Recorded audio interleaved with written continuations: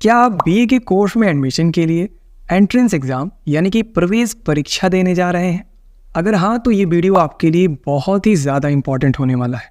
आप चाहे किसी भी यूनिवर्सिटी या कॉलेज में प्रवेश परीक्षा देने जा रहे हो, यह वीडियो सभी को ध्यान में रखते हुए बनाया गया है। वीडियो में टोटल 25 इंपॉर्टेंट क्वेश्चंस को कवर किया जाएगा, जिसमें कुछ क्वेश्चंस ऐसे हैं जो पिछले कुछ वर्षों से बार बार आपके एग्ज़ाम में पूछे जा रहे हैं और कुछ बिल्कुल नए हैं, लेकिन प्रवेश परीक्षा में उनके पूछे जाने की संभावना काफ़ी ज़्यादा है। और आपको बता दें, हमने क्वेश्चंस को हिंदी और इंग्लिश दोनों ही लैंग्वेज में रखा है और ये हमारे वीडियो सीरीज का पार्ट 1 है। बाकी के वीडियोस देखने के लिए प्लेलिस्ट का लिंक वीडियो के डिस्क्रिप्शन बॉक्स में दिया गया है। तो अब चलिए बिना टाइम वेस्ट किए वीडियो को शुरू करते हैं। तो आज के वीडियो का जो सबसे पहला इंपॉर्टेंट क्वेश्चन है वो ये है, भारत में नई आर्थिक नीति कब अपनाई गई? When was the new economic policy adopted in India? तो बहुत ही आसान प्रश्न है। करेक्ट आंसर है ऑप्शन सी 1991। अब आगे बढ़ता है। क्वेश्चन नंबर दूसरा है, गौतम बुद्ध ने सारनाथ में अपना पहला उपदेश में दिया था, यानी कौन सी मुद्रा में उन्होंने अपना पहला उपदेश दिया था, ये आपको इस क्वेश्चन में बताना है। तो दोस्तों इसका जो करेक्ट आंसर है वो है धम्म चक्र प्रवर्तन मुद्रा, यानी कि ऑप्शन बी जो है ये करेक्ट आंसर हो जाएगा। अब आगे बढ़ते हैं। क्वेश्चन नंबर तीसरा है, निम्नलिखित में से किस युग में तांबे का पहली बार उपयोग किया गया था? तो इन चारों ही युग में से कौन सा युग है जिसमें कि सबसे पहले तांबे का प्रयोग किया गया था? तो बहुत ही आसान प्रश्न है। करेक्ट आंसर है ताम्र पाषाण युग, यानी कि ऑप्शन बी करेक्ट आंसर हो जाएगा। अब आगे बढ़ते हैं। क्वेश्चन नंबर 4 है, कवि मलिक मोहम्मद जायसी द्वारा रचित पद्मावत किस भाषा में है? तो पद्मावत किस भाषा में लिखा गया था, ये आपको बताना है। तो इसका जो करेक्ट आंसर है वो है ऑप्शन बी अवधी। तो ऑप्शन बी इसका करेक्ट आंसर हो जाएगा। अब आगे बढ़ते हैं। क्वेश्चन नंबर 5 है, गौतम बुद्ध को ज्ञान किस नदी के तट पर प्राप्त हुआ था? तो इसका जो करेक्ट आंसर हो जाएगा दोस्तों वो हो जाएगा निरंजना नदी, यानी कि ऑप्शन डी जो है ये करेक्ट आंसर हो जाएगा। अब चलिए आगे बढ़ते हैं। अगला प्रश्न है, निम्नलिखित में से किस शासक के दरबारी कवि हरिशेन थे? तो करेक्ट आंसर है समुद्रगुप्त, यानी कि ऑप्शन ए यहाँ पर करेक्ट आंसर हो जाएगा। अगला प्रश्न, जब ईस्ट इंडिया कंपनी की स्थापना हुई तब भारत पर निम्नलिखित में से किसका शासन था? तो दोस्तों इसका जो करेक्ट आंसर है वो है मुगल सम्राट। तो ऑप्शन सी यहाँ पर करेक्ट आंसर हो जाएगा। अब चलिए आगे बढ़ते हैं। क्वेश्चन नंबर 8 है, जजिया फिर से लगाने वाले मुगल शासक का नाम, यानी कि जजिया एक तरह का टैक्स था, इसको दोबारा से लगाने वाला जो मुगल शासक था वो कौन था? तो इसका जो करेक्ट आंसर है वो है औरंगजेब, यानी कि ऑप्शन ए करेक्ट आंसर हो जाएगा। बढ़ते हैं अगले क्वेश्चन की तरफ। अगला क्वेश्चन है, यानी कि क्वेश्चन नंबर 9, निम्नलिखित में से किस स्थान पर प्रथम बौद्ध संगीति का आयोजन किया गया था?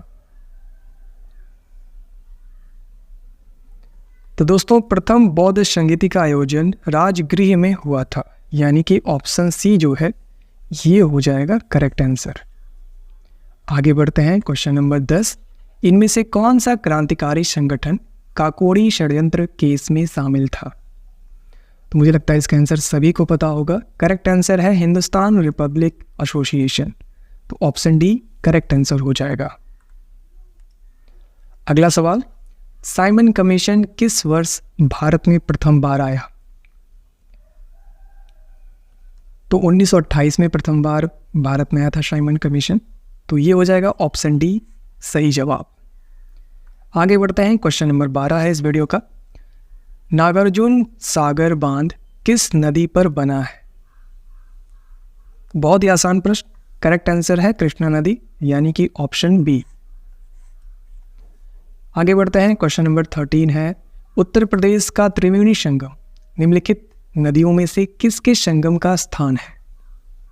तो ये भी बहुत ही आसान प्रश्न है। करेक्ट आंसर है गंगा, यमुना और सरस्वती, यानी कि ऑप्शन बी जो है ये हो जाएगा सही उत्तर। आगे बढ़ता है। क्वेश्चन नंबर 14, भारत की वर्तमान औद्योगिक नीति अधिक उन्मुख है। इसका जो करेक्ट आंसर है चारों ही ऑप्शंस में से वैश्वीकरण की ओर, तो ये हो जाएगा इसका सही उत्तर। अब चलिए आगे बढ़ते हैं। अगला क्वेश्चन है यानी क्वेश्चन नंबर 15, VIFR संबंधित है। तो यहाँ पर मैं आपको बता दूँ VIFR का फुल फॉर्म होता है board for industrial and financial reconstruction. तो ये किससे संबंधित है ये आपको यहाँ पर बताना है। तो इसका जो करेक्ट आंसर है वो है रुग्ण औद्योगिक इकाइयों के पुनर्निर्माण से, यानी कि reconstruction of sick industrial unit. Option A यहाँ पर करेक्ट आंसर हो जाएगा। आगे बढ़ते हैं। क्वेश्चन नंबर 16, भारत में नई औद्योगिक नीति की घोषणा का वर्ष था। बहुत ही आसान प्रश्न है, करेक्ट आंसर है इसका 1991। अब चलिए आगे बढ़ते हैं। क्वेश्चन नंबर 17 है, कृषि उत्पादन बेचने के लिए एक नया मंच भारत सरकार द्वारा शुरू किया गया है। इस नए मंच को दिया गया नाम क्या है? दोस्तों इसका जो करेक्ट आंसर है वो है ऑप्शन ए, ई रकम। और यहाँ पर जो रकम है इसका फुल फॉर्म मैं आपको बता दूँ। RA का मतलब है यहाँ पर राष्ट्रीय, K का मतलब किसान, A का मतलब एग्री और M का मतलब मंडी, यानी कि राष्ट्रीय किसान एग्री मंडी। आगे बढ़ते हैं। क्वेश्चन नंबर 18 है, भारत में श्वेत क्रांति के जनक के रूप में कौन जाना जाता है? तो इसका जो करेक्ट आंसर है वो है डॉक्टर वर्गीस कुरियन, यानी कि ऑप्शन बी जो है ये करेक्ट आंसर है। अब आगे बढ़ते हैं। क्वेश्चन नंबर 19 है, स्वार्थ का विलोम है। तो स्वार्थ का क्या विलोम है ये आपको बताना है। तो स्वार्थ का विलोम होता है परमार्थ, यानी कि ऑप्शन ए करेक्ट आंसर हो जाएगा। आगे बढ़ते हैं। क्वेश्चन नंबर 20, विद्वान का पर्यायवाची शब्द है। विद्वान का पर्यायवाची शब्द होता है मनीषी। तो ऑप्शन ए यहाँ पर सही जवाब हो जाएगा। आगे बढ़ते हैं। क्वेश्चन नंबर 21, चिराग तले अंधेरा लोकोक्ति का अर्थ है। तो बहुत ही आसान प्रश्न है, मुझे लगता है सभी को इसका आंसर पता होगा। सही जवाब है अपनी बुराई नहीं दिखती। तो ऑप्शन ए यहाँ पर सही जवाब हो जाएगा। आगे बढ़ते हैं। क्वेश्चन नंबर 22, कबीर की भक्ति का स्वरूप क्या है? यानी कि कबीर दास जी की भक्ति का स्वरूप क्या है ये आपको बताना है।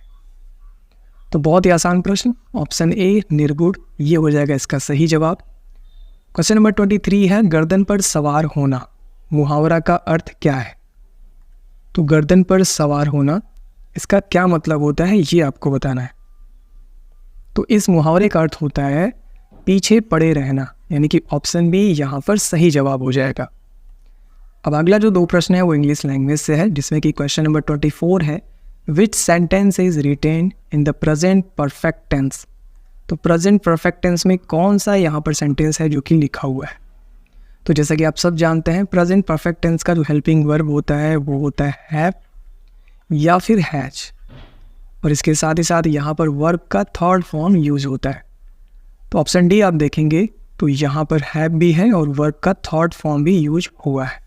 तो इस तरीके से जो करेक्ट आंसर है वो हो जाएगा ऑप्शन डी। अगला क्वेश्चन है यहाँ पर, which sentence is written in the passive voice.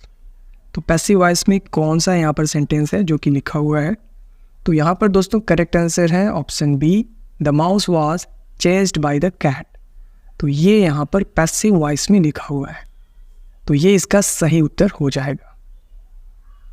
तो इस तरीके से आपने देखा यहाँ पर 25 इंपॉर्टेंट क्वेश्चंस जो कि बीए के एंट्रेंस एग्ज़ाम के लिए बहुत ही ज़्यादा इंपॉर्टेंट है। तो आप सभी लोग इसी तरह के और भी क्वेश्चंस को प्रैक्टिस कीजिए। जितनी ज़्यादा आप लोग प्रैक्टिस करेंगे उतनी ही बेहतर आपकी तैयारी होती जाएगी। तो दोस्तों उम्मीद करते हैं आप सभी को ये वीडियो ज़रूर पसंद आया होगा।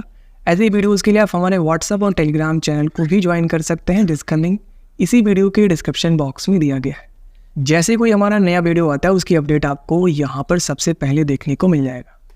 तो यदि आप चाहें तो इसको भी आप लोग ज्वाइन कर सकते हैं। सो आज की इस वीडियो में सिर्फ इतना ही। बहुत ही जल्द मिलते हैं अपने नेक्स्ट वीडियो में। तब तक के लिए wish you all the best.